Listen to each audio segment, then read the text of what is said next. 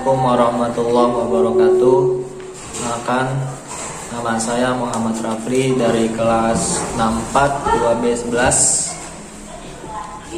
Saya dari kampus BSI Jatiwaringin dengan prodi manajemen akan menjelaskan tentang dasar-dasar perpajakan. Ya, langsung saja pengertian pajak, yaitu pajak adalah iuran wajib dari rakyat kepada negara dengan tidak menerima imbalan jasa secara langsung berdasarkan undang-undang untuk membiayai pengeluaran umum. Oleh karena pajak merupakan salah satu sumber penerimaan negara sehingga pemungutannya dapat dipaksakan, baik secara perseorangan maupun dalam bentuk badan usaha.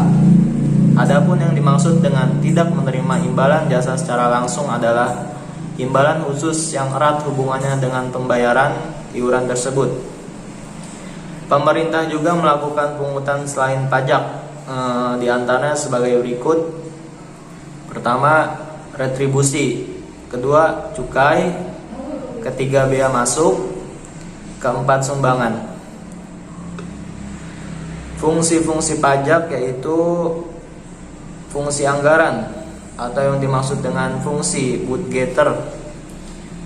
Menurut fungsi anggaran, yaitu merupakan sumber pemasukan keuangan negara yang menghimpun dana ke kas negara untuk membiayai pengeluaran secara atau pembangunan nasional.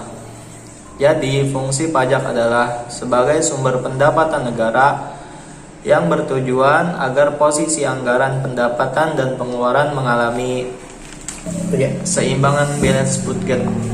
B. Mengatur. Fungsi mengatur. Pajak digunakan sebagai alat untuk mengatur atau melaksanakan kebijakan negara dalam lapangan ekonomi dan sosial. Fungsi mengatur antara lain sebagai berikut. 1. Memberikan proteksi terhadap barang produksi dalam negeri, misalnya PPN, pajak pertambahan nilai. Kedua, pajak dapat dipakai untuk menghambat laju inflasi. 3. Pajak dipakai sebagai alat untuk mendorong ekspor, misalnya pajak ekspor barang 0%. Keempat, untuk menarik dan mengatur investasi modal yang dapat menunjang perekonomian yang produktif. C. Fungsi pemerataan atau yang bisa disebut fungsi distribution.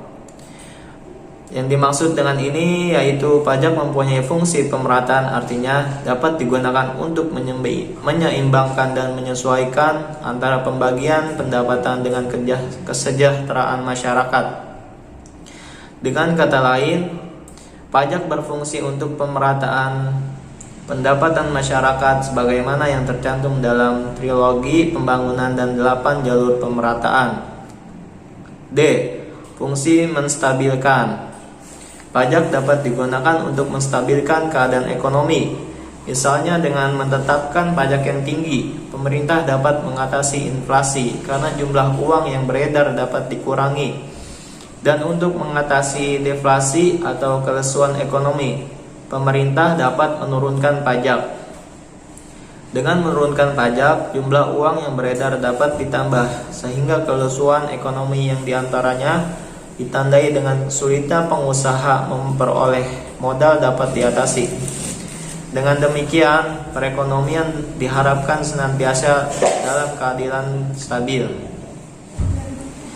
Manfaat pajak yaitu ada 4 yang bisa saya sebutkan. Yang pertama, membiayai pengeluaran negara seperti pengeluaran yang bersifat self-liquidating. Contohnya adalah pengeluaran untuk proyek produktif barang ekspor. Kedua, membiayai pengeluaran reproduktif atau pengeluaran yang memberikan keuntungan ekonomis bagi masyarakat seperti pengeluaran untuk pengairan dan pertanian. Ketiga, membiayai pengeluaran yang bersifat tidak safe dan tidak reproduktif. Contohnya adalah pengeluaran untuk pendirian monumen dan objek rekreasi. Keempat, membiayai pengeluaran yang tidak produktif.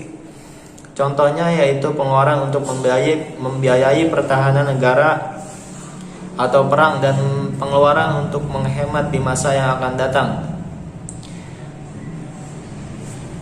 yaitu pengeluaran untuk anak yatim piatu.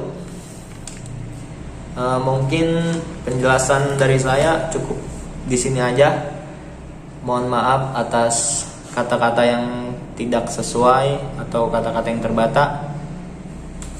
Mohon dimaklum, saya masih belajar. Sekian dari saya. Assalamualaikum warahmatullahi wabarakatuh.